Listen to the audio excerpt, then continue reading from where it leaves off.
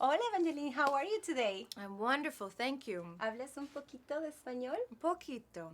Where did you learn? Universidad. Wow, and your pronunciation is good. Tell me, how do you feel to be part of this amazing family, the Marbles family? I feel very, very lucky. I really do. I don't think I knew how lucky I was when I first got involved, and throughout the experience, I have learned more and more and more over and over how lucky I am. It was such a great experience, and they're a really wonderful company to work for. Of course, how was it working alongside Michael Douglas and Paul? It was easy. It was so effortless. We didn't do any kind of table reading or rehearsals where we got together and sat down to really suss out the characters and decide what we would be doing on set. We just showed up and they called action and we started working, and it just worked. And it was really exciting to see it in the film, to see the relationship between those three characters translate, and that there was a chemistry that really, really worked, because you could feel that on set, but you never know how it's going to translate on camera. It translated amazing. I just saw it last night and I love it. Do you have a character that you would love to play in the future that you haven't played yet?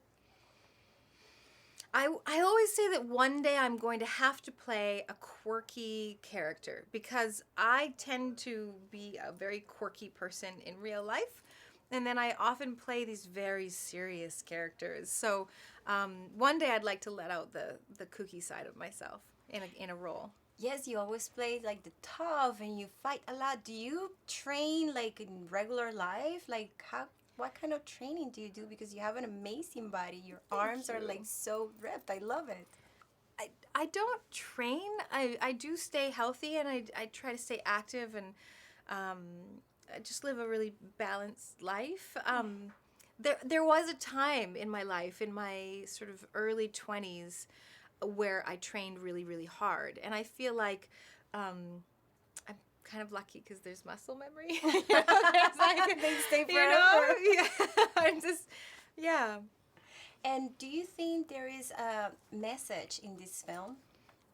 Absolutely. There are many, many messages in this film, and probably none as powerful as the message of redemption and the stories between the fathers and the daughters. And there is this scene between Michael Douglas and I in the middle of the film, where I was just so proud of the writers and of Marvel for being so brave, because in a moment that is very, very high drama, it's so easy to get carried away with the drama and have people not understand one another and not show each other grace.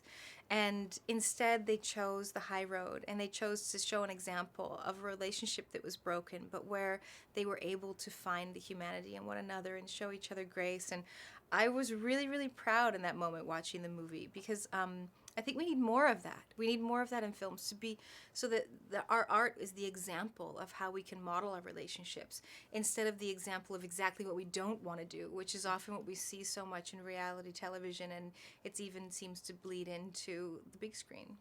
Well, the time is so short. I have to go. But thank you so much for this interview, and I wish you the best with the film. Muchas gracias. Gracias.